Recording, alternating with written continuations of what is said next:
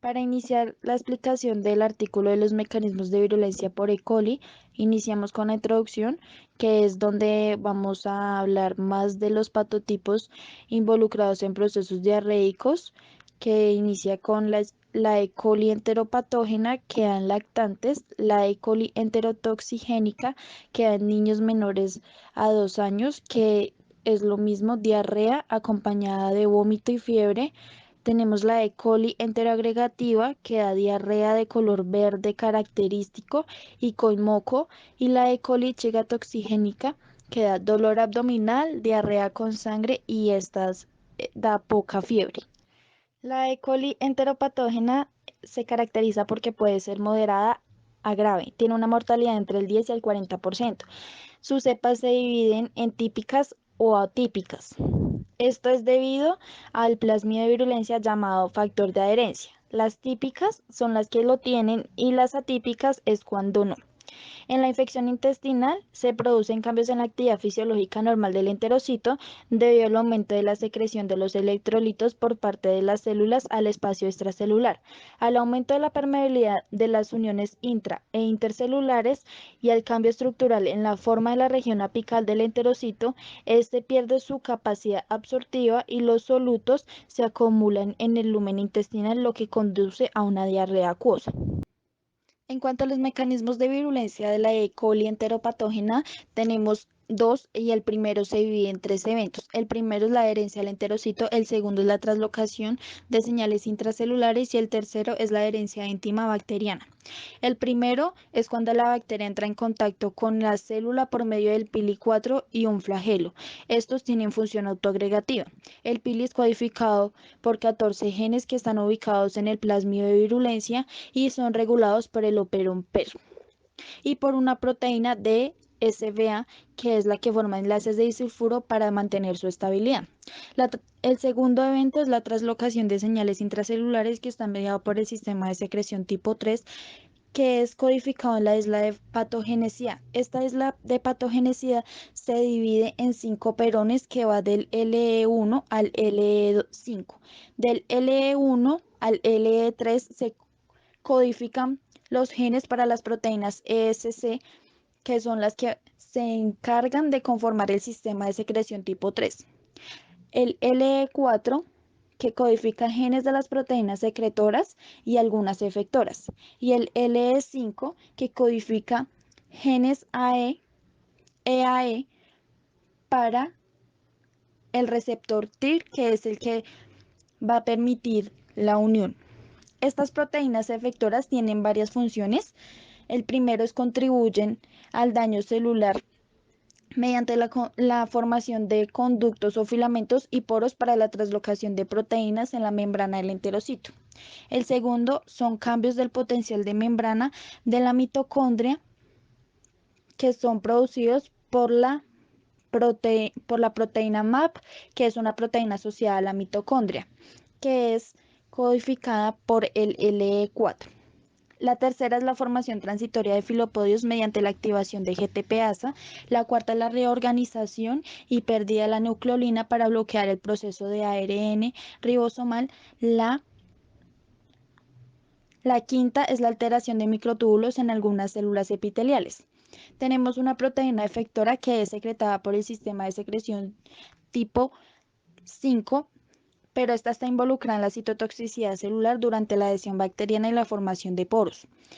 Simultáneamente tenemos el tercer evento, que se llama adherencia íntima bacteriana.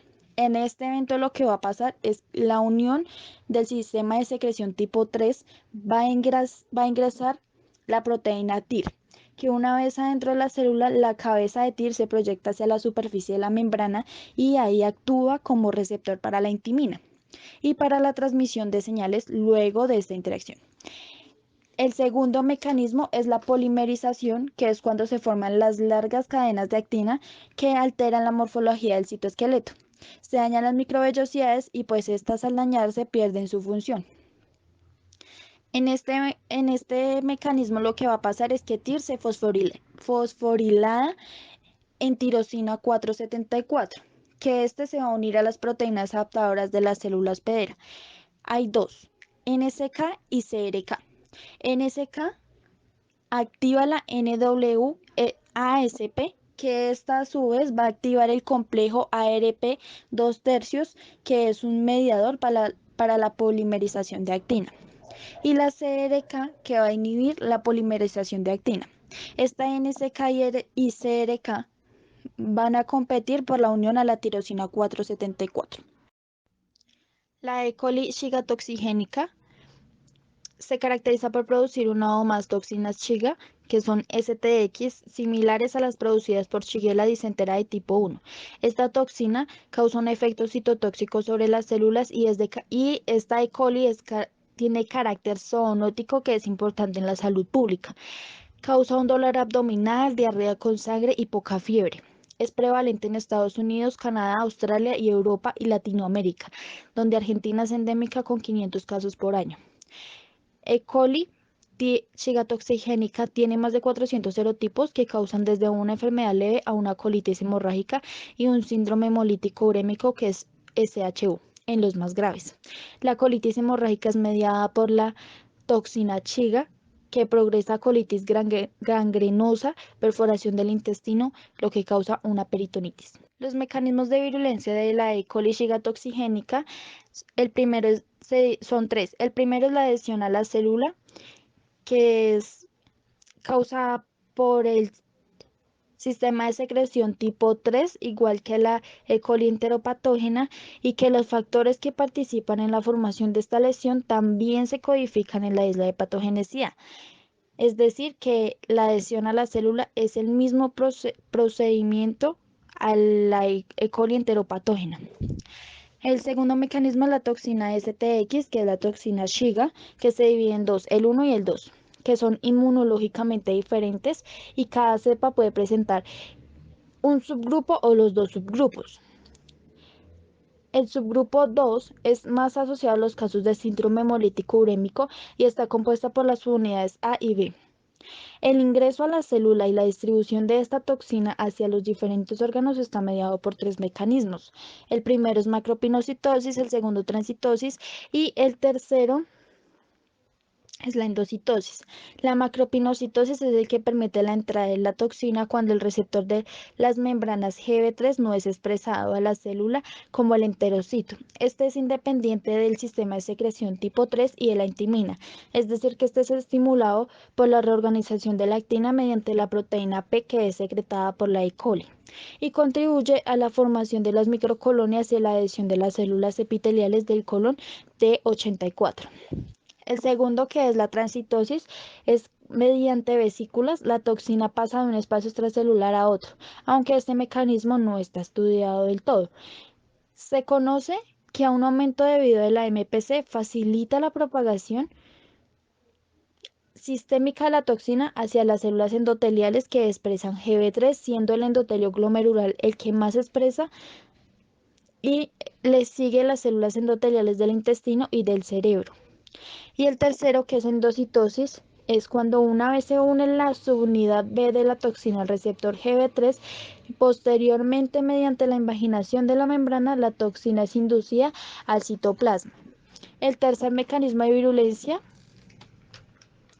es el plásmido PO157, que codifica los genes para la catalasa peroxidasa, adesina TOXB, metaloproteasa dependiente de zinc, STCE, y para la enterohemolicina, cuyas funciones están principalmente enfocadas a medir una unión a la célula hospedadora, degradación de mucinas y glicoproteínas, y regular mecanismos de inflamación y citotoxicidad, entre otros. La E. coli enterotoxigénica causa una diarrea aguda y aproximadamente cada año se registran 280 millones de infectados por este agente en niños menores a 4 años. De 300.000 a 500.000 mueren y más de 40 millones son asintomáticos. Cuando es leve, es una diarrea con moco y sangre, y en casos más graves causa grave deshidratación. Algunos casos presentan cefalea y vómito. Cada cepa tiene estructuras en su superficie para la adhesión. que son factores de colonización, CFS, que son llamados antígenos de superficie coli. En cuanto a los mecanismos de E. coli enterotoxigénica, tenemos dos, la adherencia y el segundo es las toxinas. La adherencia es cuando los CFS, que son los factores de colonización, se encargan de la adhesión de las bacterias a receptores de las células epiteliales del intestino delgado, lo que permite su colonización. Algunos de estos CFS se han asociado a movilidad y autoagregación bacteriana. Para la adherencia de la E. coli enterotoxigénica a las células epiteliales, la bacteria expresa la ETPA, que es una exoproteína de adhesión situada en el extremo del flagelo, lo que va a permitir que los CFS se adhieran a estas. Luego, el autotransportador EATA inhibe la cantidad de ETPA, lo que permite la adhesión de la bacteria al enterocito por medio del ósito oxigénico de invasión A, una proteína de membrana externa, y ósito oxigénico de invasión B. Aunque hay otro factor de colonización que es el Longus type 4 pilus, que actúa de manera semejante al BFP de E. coli enteropatógena e interviene en la agregación bacteriana. El segundo mecanismo de virulencia son las toxinas, que es una secreción de ST y LT. ST es una enterotoxina termoestable y LT es una enterotoxina termolábil. LT se divide en LT1 y LT2. LT1 está asociado a las cepas humanas. Cada toxina se divide en dos unidades, que es la A y la B. E. coli enterotoxigénica secreta mediante el sistema de secreción tipo 2, la LT por medio de vesículas de membrana externa, OMB. Luego, con ayuda de la subunidad B de LT, se une al gangliosido GM1, que por endocitosis permite que las vesículas de membrana externa ingresen al citoplasma, donde se van a dirigir al aparato de Golgi del retículo endoplasmático. La subunidad LFA1 presente en el citosol se une a ADP por medio de la ribosilación a los nucleótidos de guanina. Inhibe la actividad de GTPasa y activa la adenilato ciclasa. Lo anterior provoca un aumento de AMP cíclico, lo que estimula una secreción de cloruro y demás electrolitos a través del canal regulador transmembranal de la fibrosis quística e impide la absorción del intestino y así ocasiona diarrea de amplia intensidad. La ST hace una unión mediada por glutinato ciclasa C y existe un aumento de GMP cíclico dependiente de la proteína quinasa 2, donde produce el mismo efecto de la LT al aumentar secreción por el CFTR. ST también tiene la capacidad de controlar la proliferación celular inhibiendo la síntesis de ADN en células de cáncer de colon, que depende de los niveles de calcio intracelulares. Y tenemos por otro lado la citolicina A, que es expresada por el gen ELIA y es una citotoxina de E. coli enterotoxigénica y forma poros de inducción de apoptosis en macrófagos. La E. coli enteroagregativa causa diarrea aguda o persistente tanto en niños como en adultos en países en vías de desarrollo y se identifica con frecuencia en cuadros diarreicos de personas de países industrializados y en pacientes infectados por VIH. Este patotipo se adhiere a la mucosa intestinal, la coloniza y produce un efecto citotóxico que causa diarrea de tipo acuosa, sin fiebre y con secreción de moco. En cuanto a los mecanismos de virulencia de la E. coli enteroagregativa, tenemos dos. El primero es la adherencia, que es cuando se presentan plásmidos PAA que codifican varios efectores de virulencia, en los que se incluye un regulador AGGR y que hace que la E. coli enteroagregativa se exprese como típica. También hay una formación de microcolonias, que es por genes regulados por AGGR y una proteína IRP2 que está involucrada en la expresión de cideforo encontrada en yersina, una enterotoxina de Shigella Y otras proteínas relacionadas con la adherencia son la HRA1, que es de actividad aglutinina y adhesina, la HR2, que es de actividad adhesina, y una tía homóloga de la HR1, que es con actividad invasora y adhesina. En cuanto al segundo mecanismo, son las enterotoxinas, que tenemos la enterotoxina 1, que es codificada por ASTA y altera el transporte de iones e induce un aumento de GMPC y una variedad de SPADs citotóxicos y no citotóxicos. Los SPADs proteas se dividen en dos, en proteasa PIC, que es involucrada en la colonización intestinal, y en la toxina codificada en plásmidos, que es la PET.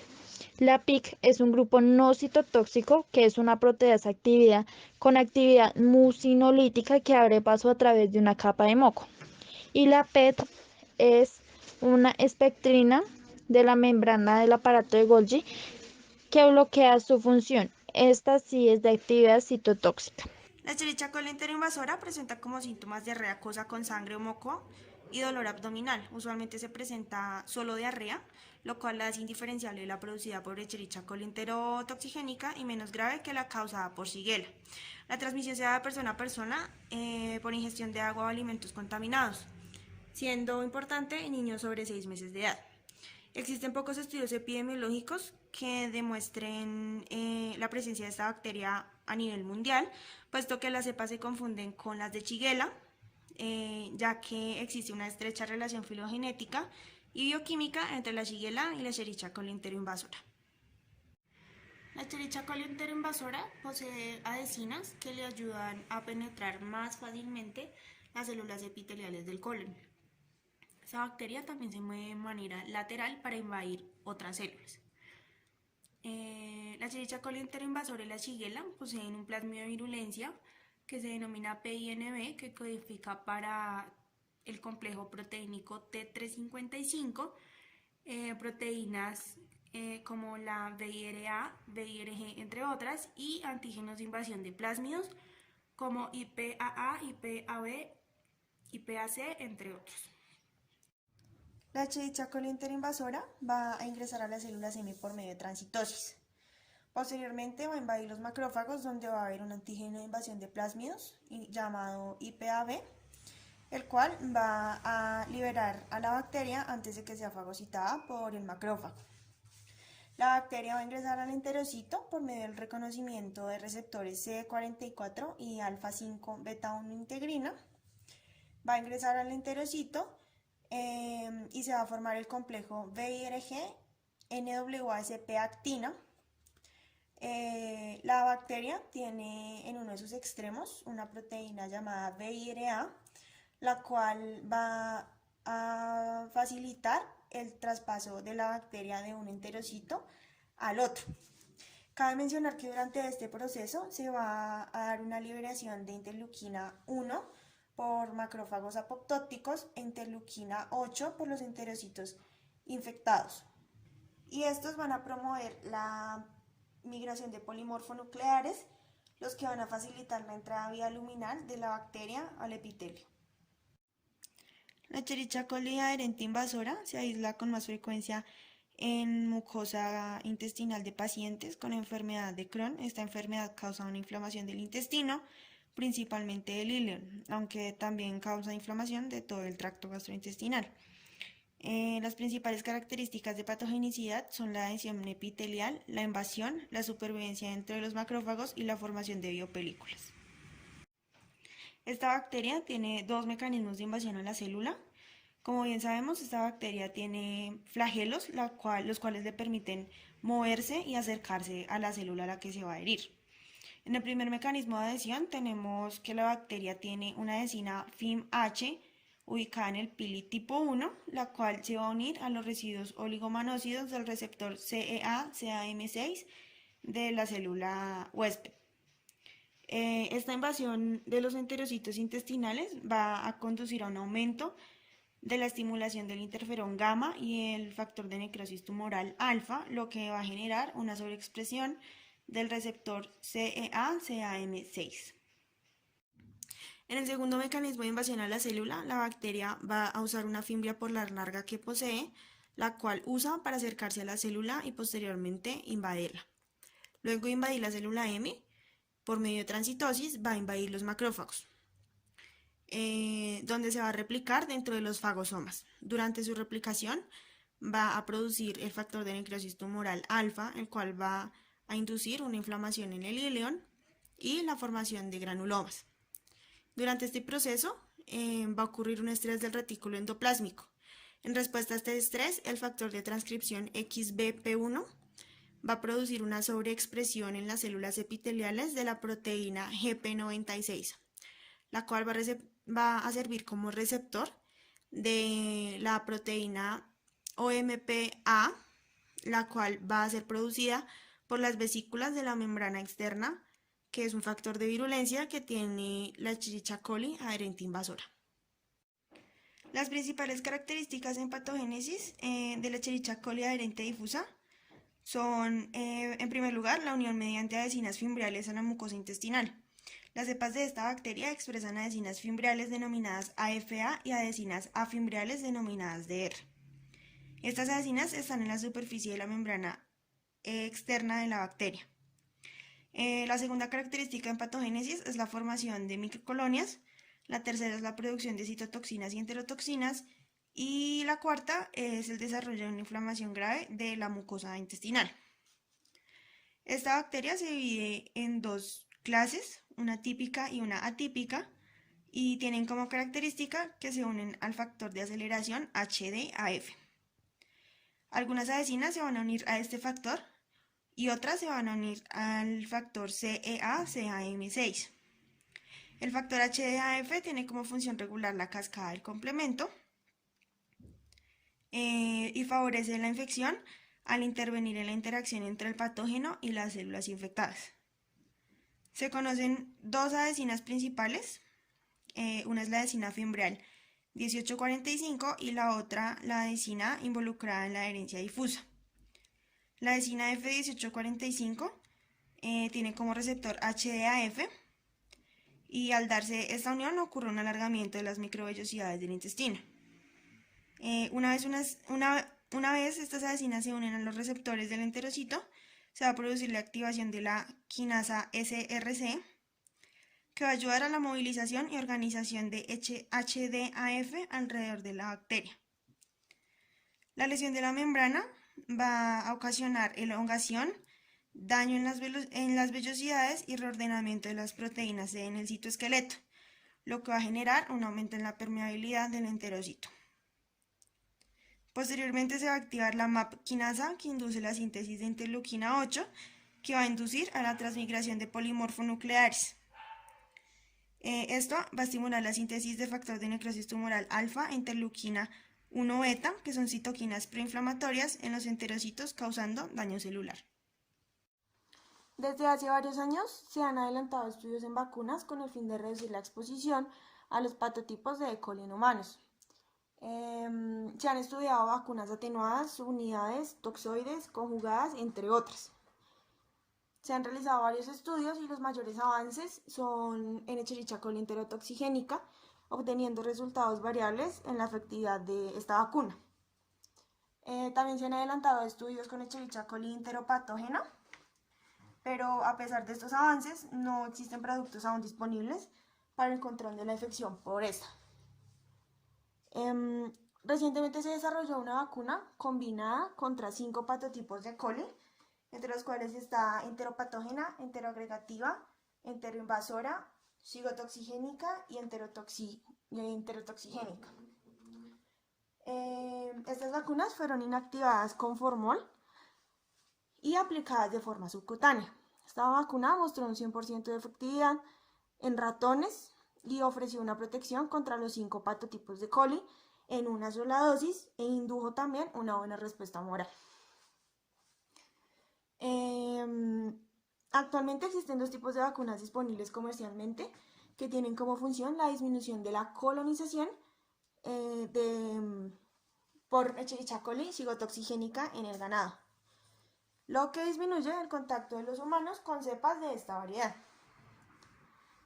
Los estudios en vacunas para prevenir infecciones entéricas por E. coli y otros microorganismos están mostrando resultados que a corto y mediano plazo van a permitir plantear nuevos enfoques para generar vacunas de amplio espectro, evaluar una respuesta inmune y la eficacia en las poblaciones y evaluar también el papel de la inmunidad materna como mecanismo de prevención de las infecciones entéricas. Debido a que es uno de los principales agentes causales de enfermedad diarreica infecciosa, esta bacteria ha sido motivo de varias investigaciones que contribuyen al entendimiento de esta. Estas investigaciones han recopilado y analizado información sobre la patogenicidad, lo que permite ampliar el conocimiento de los factores de virulencia y sus mecanismos de acción en el hospedero. Algunas de estas moléculas que se han encontrado en estas bacterias son potenciales para el desarrollo de vacunas y herramientas útiles para la caracterización molecular de las cepas de E. coli. Se debe determinar una prevalencia específica de estos patógenos en las diferentes áreas geográficas y en diferentes grupos poblacionales para saber cómo se puede manejar o cómo se podría estudiar a mayor profundidad o controlar este tipo de cepas en las diferentes áreas geográficas y poder disminuir la prevalencia en estas zonas. Específica de estos patógenos en las diferentes áreas geográficas y en diferentes grupos poblacionales para saber cómo se puede manejar o cómo se podría estudiar a mayor profundidad o controlar este tipo de cepas en las diferentes áreas geográficas y poder disminuir la prevalencia en estas zonas.